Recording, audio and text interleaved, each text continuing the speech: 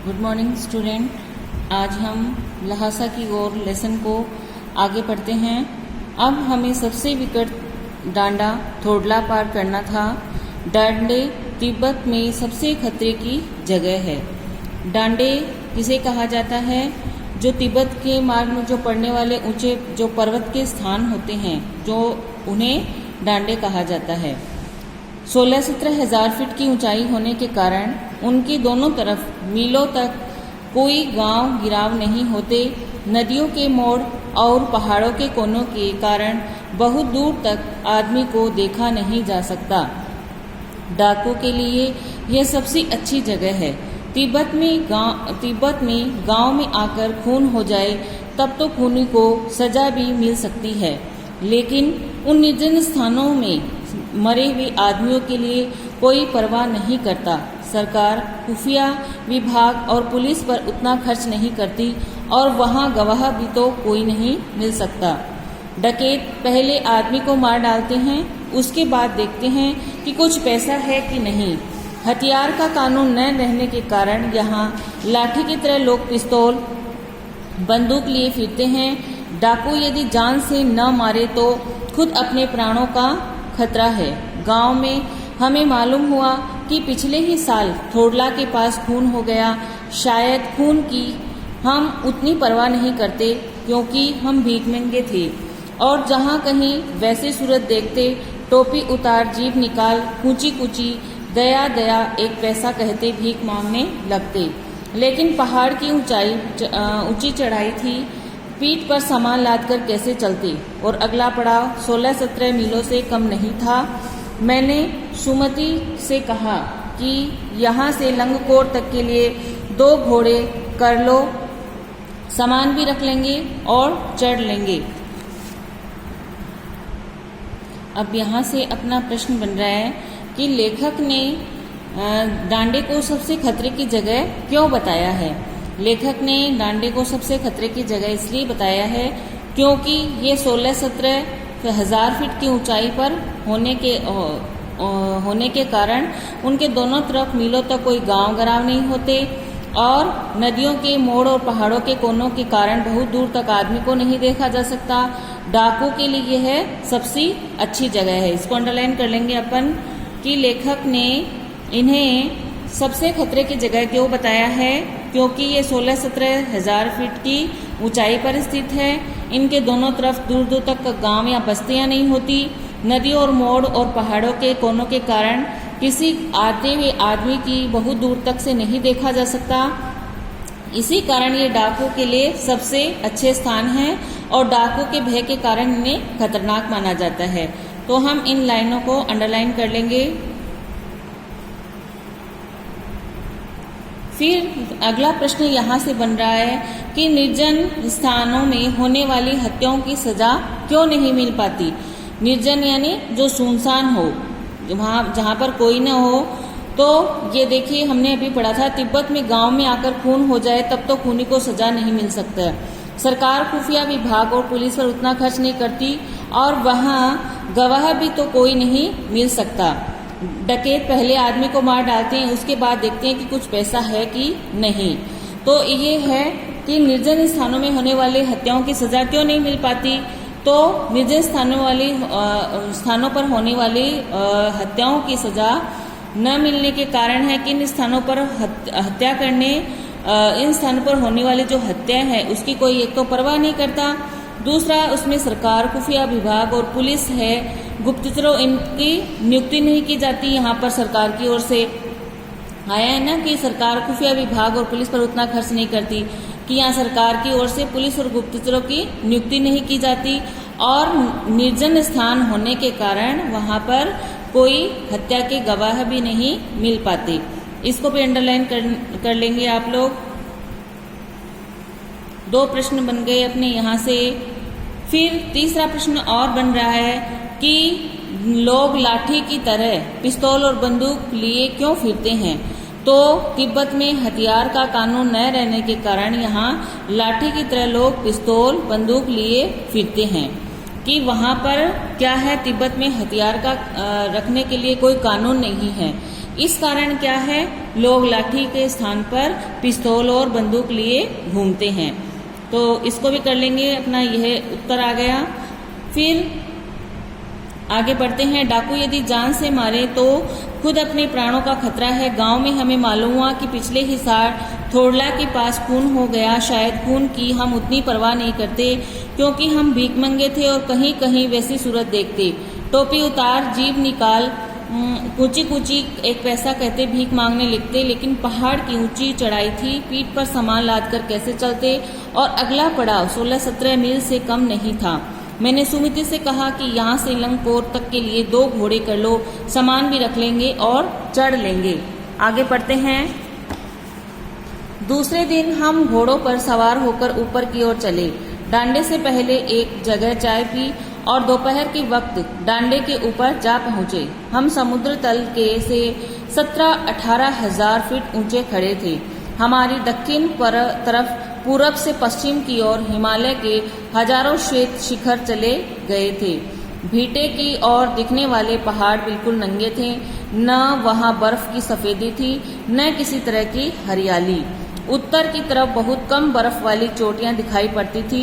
सर्वोच्च स्थान पर डांडे के देवता का स्थान था, जो पत्थरों के ढेर, जानवरों के सींगों और रंग बिरंगे कपड़े की झाड़ियों में से सजाया गया था।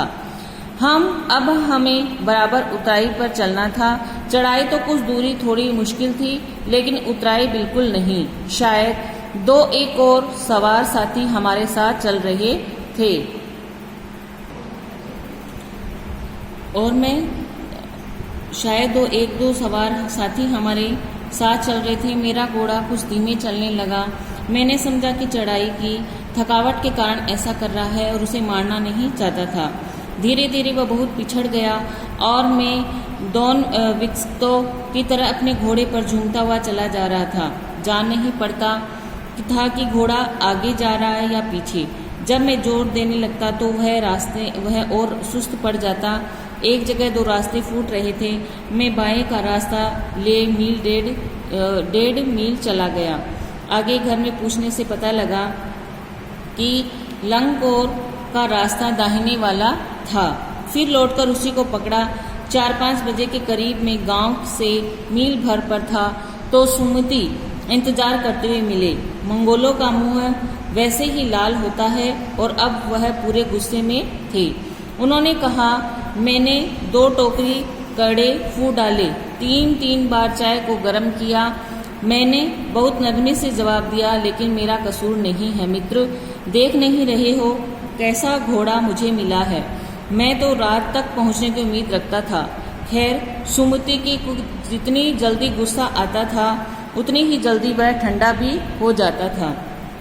लंगकोर में वह एक अच्छी जगह पर ठहरे थे। यहाँ भी उनके अच्छे यजमान थे। पहले चाय सत्तू खाया गया, रात को गर्मा गर्म थुक्का मिला। अब यहाँ से प्रश्न बन रहा है कि लेखक लंगकोर के मार्ग में अपने साथियों से किस कारण पिछड़ गया था। तो लेखक अपने लंगकोर के मार्ग में अपने साथियों से 2 कारण से पिछड़ गया। एक तो उनका घोड़ा था, वो बहुत धीमे चलने लगा था। फिर दूसरा था कि लेखक रास्ता भूलकर 1.5 मील गलत रास्ते पर चला गया। उसे वहां से वापस आना पड़ा कि उसका घोड़ा बहुत धीरे चलने लगा था और फिर दूसरा वो तो बाएं का 1.5-2 मील है वो आगे चला गया था और रास्ते पर चला गया, उसे वहां से वापस आना पड़ा। इस कारण लेखक है वो लंगकोर में मार्ग में अपने साथियों के से बिछड़ गया था। आगे बढ़ते हैं। हम तिगरी के विशाल मैदान में थे, जो पहाड़ों से घिरा टापू सा मालूम होता था, जिसमें दूर दूर एक छोटी सी पहाड़ी मैदान के भीतर दिखाई पड़ती है। उसी पहाड़ी का नाम है तिंगरी समाधि गिरी। आसपास के गांव में भी सुमति के कितने ही यजमान थे। कपड़े की पतली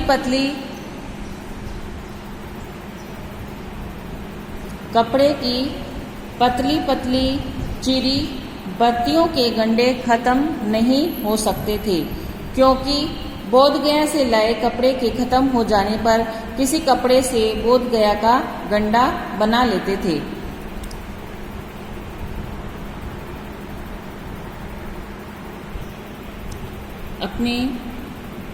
वह अपने यजमानों के पास जाना चाहते थे। मैंने सोचा यह तो हफ्ता भर उधर ही लगा देंगे। मैंने उनसे कहा कि जिस गांव में ठहरना हो उसमें भले ही गंडे बांट दो, मगर आसपास के गांव में मत जाओ। उसके लिए मैं तुम्हें लहासा पहुंचकर रुपए दे दूंगा। सुमिति ने स्वीकार किया। अब यहाँ है कि जो तिगरी था उसके मैदान की भौगोलिक स्थिति कैसी थी। तो जो तिगरी वो पहाड़ों की से घिरा टापू सा मालूम होता था और जिसमें एक दूर एक छोटी सी पहाड़ी मैदान के भीतर दिखाई पड़ती थी। उसी पहाड़ी का नाम था तिगरी समाधि गिरी। इसको अंडरलाइन कर लीजिए। यहाँ से लेके यहाँ तक इसको अंडरलाइन कर लेंगे। फिर है इसमें सुमिति कौन था? सुमिति एक मंगोल जाति का बौद्ध भिक्षु था। उसका मूल नाम था लॉबजर शेख था और वह लेखक को तिब्बत यात्रा के दौरान मिल गया था। लेखक ने उसे सुमिति नाम से पुकारा था। और फिर आया है अपने एक शब्द गंडे। तो गंडा क्या होता है और सुमिति इन्हें किनको बांटता था? तो जो मंत्र पढ़कर धागे या कपड़े को चीर में गांठ लगाने पर उसे गंडा कहा जाता है। और बोध गया से लाए गए कपड़े से बने गंडे को बौद्ध धर्म में बहुत पवित्र माना जाता है। सुमिति ने उन्हें यात्रा मार्ग के आसपास पड़ने वाले गांव में अपने यजमानों को बांटता था। आया ना, इसको भी अंडरलाइन कर लीजिए। यहाँ से पतली चीरी से लेके बोध गया से खत्म हो जाने पर यजमान में बांटता है वो। आगे पढ़ते हैं। दूसरे दिन हमने भरिया ढूंढने की कोशिश की लेकिन कोई न मिला। अब भरिया किसे कहते हैं? तो जो पहाड़ों पर बोझ उठाने वाले लोग होते हैं उन्हें भरिया कहते हैं। एक भरिया शब्द आया। भरिया कौन होता है? जो पहाड़ों पर जो बोझ उठाने का काम करते हैं ना, जो यात्री आते हैं उनका बोझ उठाते हैं, जो सामान होता है उनको हम भरिया कहते हैं। लेकिन कोई न मिला। सवेरे ही चले होते तो अच्छा था, लेकिन अब 10-11 बजे की तेज धूप में चलना पड़ रहा था। तिब्बत की धूप भी बहुत कड़ी मालूम होती है। यद्यपि थोड़े से ही मोटे कपड़े से सिर को ढाक ले तो गर्मी खत्म हो जाती है।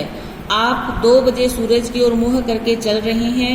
ललाट धूप से जल रहा है और पीछे का कंधा बर्फ हो रहा है। फिर हमने पीठ पर अपनी अपनी चीजें लादी, डंडा हाथ में ले लिया और चल पड़े।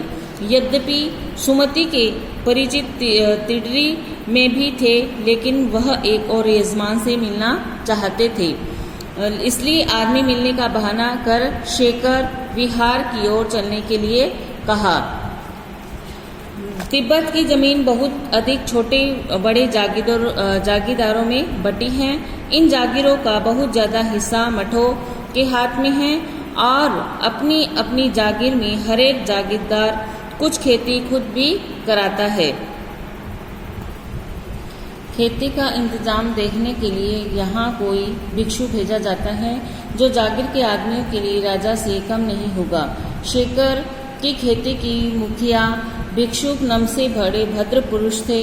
वह बहुत प्रेम से मिले। हालांकि उस वक्त मेरा भेष ऐसा नहीं था कि उन्हें कुछ भी ख्याल करना चाहिए था। यहाँ एक अच्छा मंदिर था जिसमें कंजूर बुद्ध वचन अनुवाद की हस्तलिखित 103 पोथियां रखी हुई थी। अब यहाँ से प्रश्न बन रहा है कि तिब्बत की धूप और ठंड कैसी थी? तो तिब्बत की धूप भी कड़ी मालूम होती थी। यद्यपि थोड़े से ही मोटे कपड़े से सिर ढाक ले तो गर्मी खत्म हो जाती थी। ये वहाँ की तिब्बत की धूप का वर्णन है। फिर है लेखक को सुबह यात्रा शुरू न कर पाने का पछतावा क्यों था? लेखक को सुबह तेज धूप में चलना पड़ रहा था और 10-11 बजे की तेज धूप थी, इसलिए लेखक को सुबह यात्रा शुरू न कर पाने का पछतावा था। क्योंकि धूप थी, वो तेज निकल आई थी, उस धूप में चलना कठिन था, इसलिए लेखक को पछतावा हो रहा था। तो इसको भी अंडरलाइन कर लेंगे आप लोग। यहाँ से 11 बजे धूप जलना, लेकिन अब 10-11 बजे तेज धूप में चलना पड़ रहा था यहाँ से। फिर आगे प्रश्न बन रहा है अपना, लेखक के यात्री वेश का वर्णन कीजिए। तो यात्रा आरंभ करने से पहले लेखक ने क्या किया था, अपना सामान पीठ पर लाद लिया और हाथ में एक डंडा ले लिया था। उन्होंने यात्रा शुरू करी थी जब क्या करी थी कि अपने जो सामान था वो पीठ पर लाद लिया और डंडा हाथ में ले लिया था। अब फिर अपने से यहाँ से प्रश्न बन रहा है कि वहाँ की जो जागीर व्यवस्था थी, वो जो तिब्बत की जो जागीर व्यवस्था कैसी थी। तो तिब्बत की इन जागीरों, ये आया ना यहाँ से, तिब्बत की जमीन बहुत कुछ अधिक छोटे बड़े जागीरों में बटी थी। इन जागीरों का बहुत ज़्यादा हिस्सा मठों और विहारों के हाथ में है। अपनी अपनी जागीर में हर एक जागीरदार कुछ खेती खुद भी करता है, इसके लिए मजदूर बेगार मिल जाते हैं। खेती का इंतजाम देखने के लिए वहाँ कोई भिक्षु भेजा जाता, जागीर के आदमियों के लिए राजा से कम नहीं होता। शेखर की खेती की मुखिया भिक्षु नम से बड़े भद्र पुरुष थे और प्रेम से मिले। यहाँ तक कर लो, यहाँ तक इसको अंडरलाइन कर लीजिए। फिर प्रश्न बन रहा है कि शेखर की खेती के मुखिया भिक्षु कौन थे, उनके कौन थे। तो शेखर विहार की खेती करने वाले भिक्षु का नाम था नमसे। वे स्वभाव से बड़े भद्र पुरुष थे। शेखर की खेती के मुखिया जो भिक्षु नमसे थे वो बड़े भद्र पुरुष थे। इसको भी अंडरलाइन कर लेंगे। फिर आगे पढ़ते हैं कि मेरा आसन भी वहीं लगा, वहाँ छोटे बड़े कागज पर अच्छे अक्षरों से लिखी हुई थी एक एक पोथी 15-15 शेर से कम नहीं रही होगी। सुमति ने फिर आसपास अपने यजमानों के पास जाने के बारे में पूछा। मैं पुस्तकों के भीतर था, इसीलिए मैंने उन्हें जाने के लिए कह दिया। दूसरे दिन वह गए। मैंने समझा था 2-3 दिन लगेंगे, लेकिन वह उसी दिन दोपहर बाद चले आए। तिजरी गांव वहां से बहुत दूर नहीं था। हमने अपना अपना सामान पीठ पर उठाया और भिक्षु नमसे से विदाई लेकर चल पड़े। अब यहाँ से प्रश्न बन रहा है अपना कि शेखर विहार के मंदिर में रखे जो बौद्ध ग्रंथ है उनका परिचय दीजिए। तो शेखर विहार के मंदिर में बुद्ध के वचनों से के हस्तलिखित अनुवादों की 103 पोथियाँ रखी हुई थी और वहाँ उन्हें कंजूर कहते थे। क्या कहते थे? कंजूर कहते हैं। इन पोथियों में बड़े तथा छोटे मोटे कागज थे। उन कागजों पर मोटे मोटे अक्षरों में बुद्ध वचन लिखे हुए थे। एक एक पोथी का वजन 15 किलो से कम नहीं था। इसको अंडरलाइन कर लीजिए यहाँ, ये पूरा।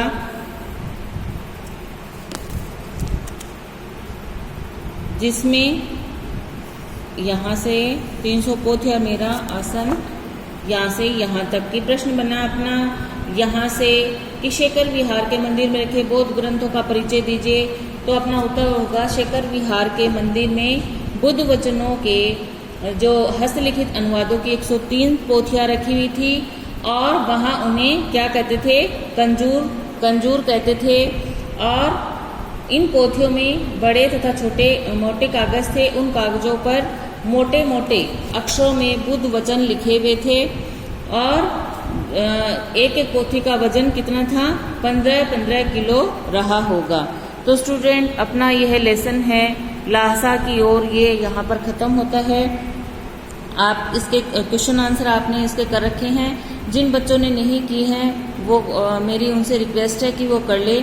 अगर कुछ बात समझ में नहीं आई हो तो मेरे से व्हाट्सएप पे मैसेज करके या कॉल करके पूछ सकते हैं। Thank you. Have a nice day.